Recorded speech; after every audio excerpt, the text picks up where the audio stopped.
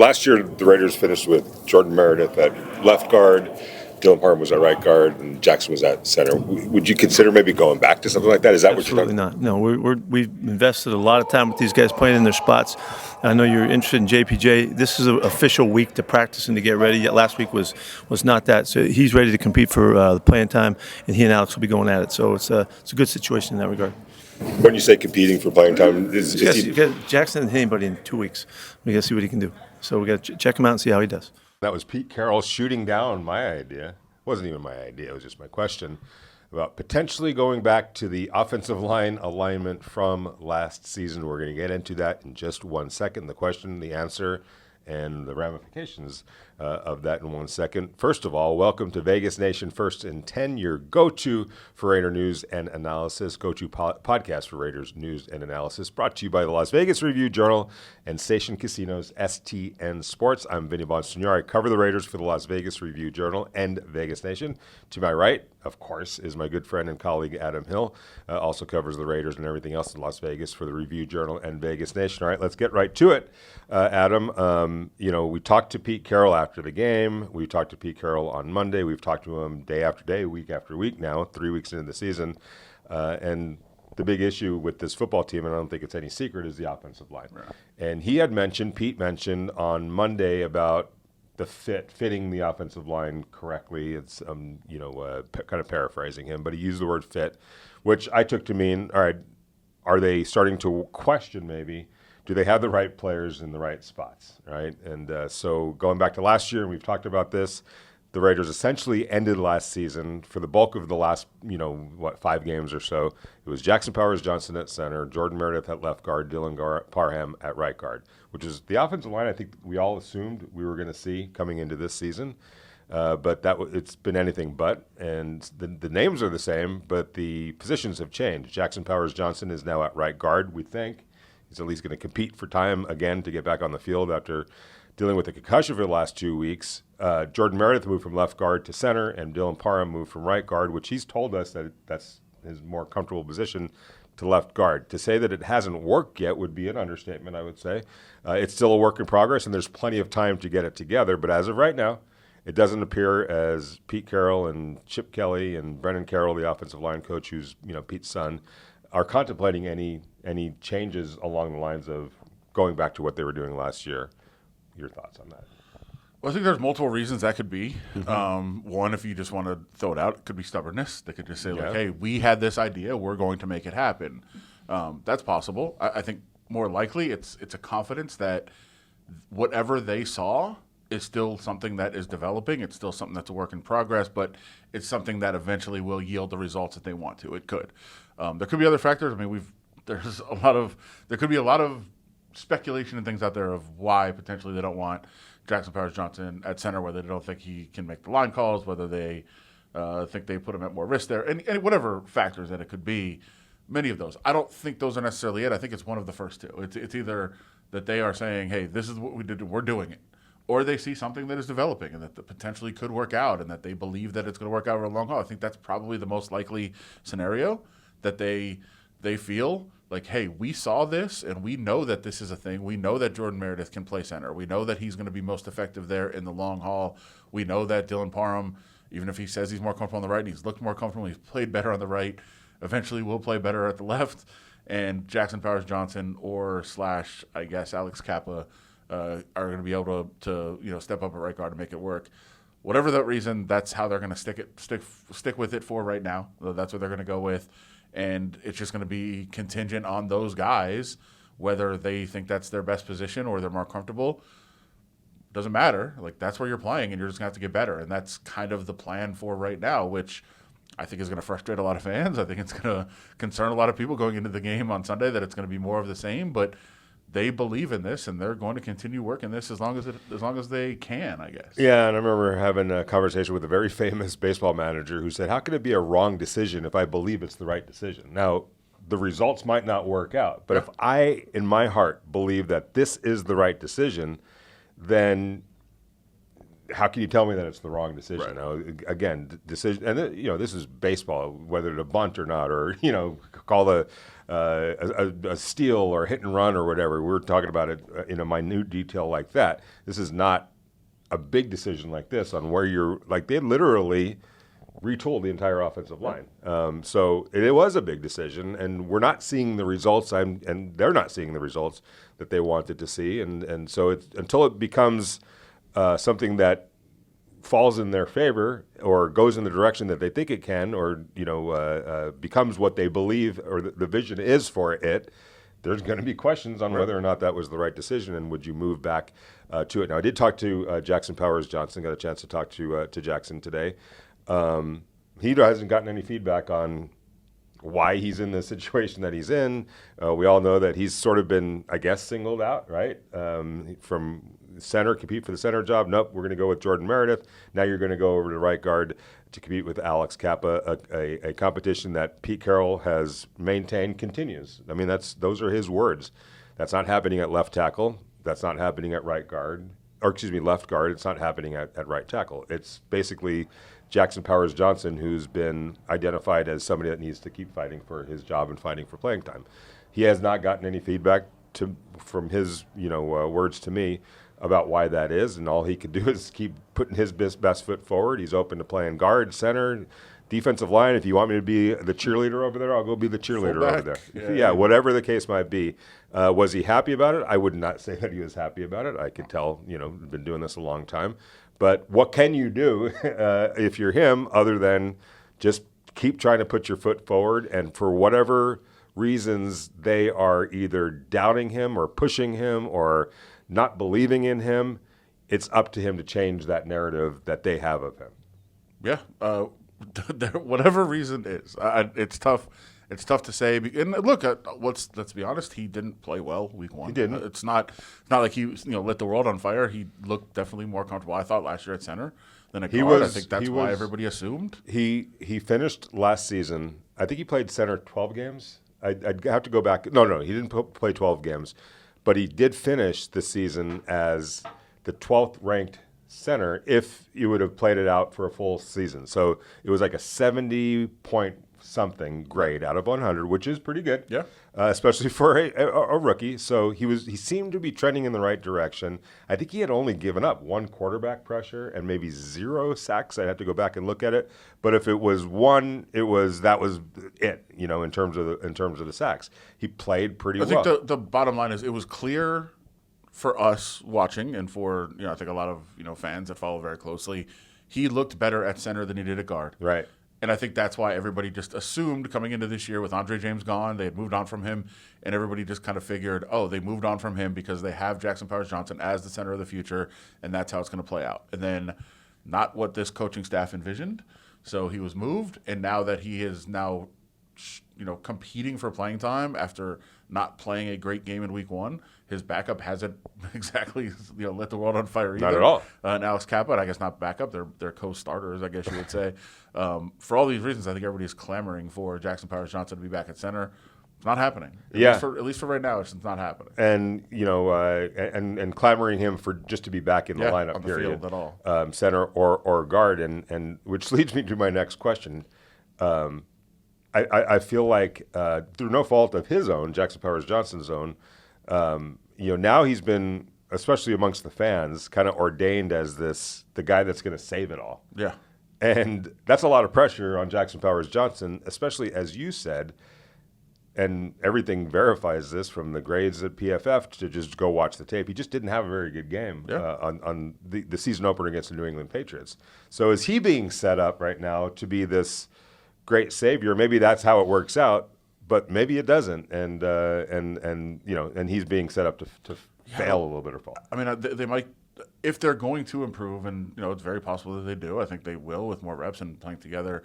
But I think it'll be pretty incremental. I don't think you're going to notice he's back in and all of a sudden it's like the best offensive line in the league. That's not going to happen. And I don't think there's going to be anything more than incremental improvement until they do make a substantive change, like potentially Jackson Powers Johnson back at center, Jordan Meredith at left guard, Dylan Palmer at right. If they were to do that and you might see a bigger jump. It might not work either. I'm not saying that it definitely would. Yeah, because it was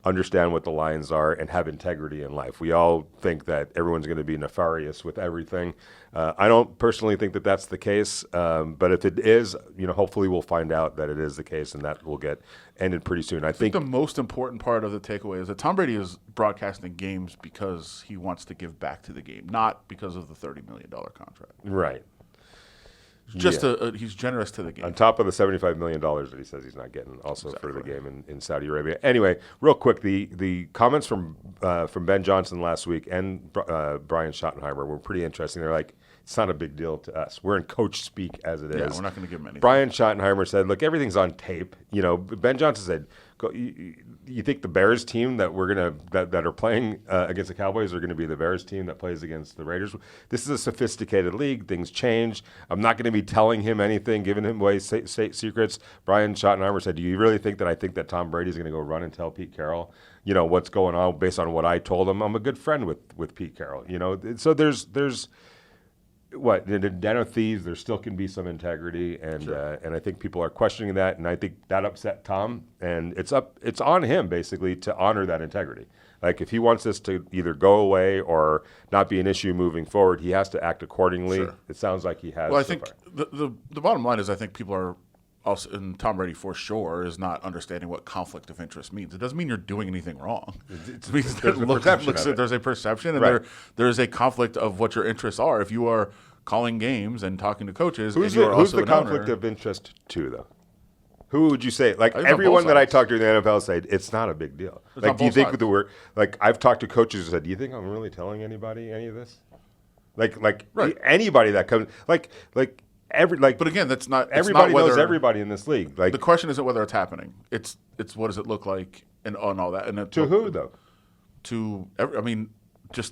It's factual. If you are calling games and talking to coaches, and also an owner of a team and talking to your coaches, that is a conflict of interest. Whether you Perceptually. whether you use it or not, Yeah. it's still a conflict But of what I'm interest. saying Whether is you're doing anything wrong. the people that have control of this situation do not believe it's a conflict of interest. They feel like they have the they guardrails don't in place. believe they don't believe that it's happening. Okay. it's still a conflict of interest. That's where the problem lies. I know, but people are assuming that Right. people take the conflict of interest, the potential conflict, the conflict of interest, and presume that it's being used for nefarious reasons. Right. And there are people within the league, at least the ones that I talk to, and I think Ben Johnson and Brian Schottenheimer, the two most recent coaches that he dealt with, are like, it's not a big deal to us. If it's not a big deal, I will say to right them- now, it is factually a conflict of interest, Okay. and I don't think anything bad is happening. There It you doesn't, go. doesn't mean I could accept It's that. not right. It just factually is a conflict. And that's of what interest. the general belief is within the league. A lot of people are like, this is way bigger out there than it is here. So it kind of is what it is. It probably will never go away, and Tom Brady's just going to have to accept that. Yeah. That's just the way that's going to have to go. But it adds a little bit of spice, as Adam said. Pete Carroll did interview with the Bears before he interviewed with the Raiders. You could probably understand why with Caleb Williams and the young talent that they have there. Anyway, that's it for today. We'll be back on Friday to do our Friday podcast. And, of course, we're going to be with you on Sunday after the game. Whatever happens at Allegiant Stadium, good, bad, or indifferently. Stay tuned. Friday, I think we can talk cornerbacks because there could be some interesting developments there as well. Aha. Does it have to do with a rookie and a local athlete? A local athlete who played high school football with somebody he may be covering on Sunday. That's so we true, can get into too. all of that. That's great. That's called a tease. Keep an eye out for that on Friday's podcast. And I'm sure between me and Adam, you'll probably be able to see it in Vegas Nation in written form as well. Thank you so much to the Las Vegas Review-Journal. Thank you to Heidi Fang. Thank you to Station Casinos STN Sports for all your support. Thank you guys for all your support. Until Friday, enjoy your next couple of days.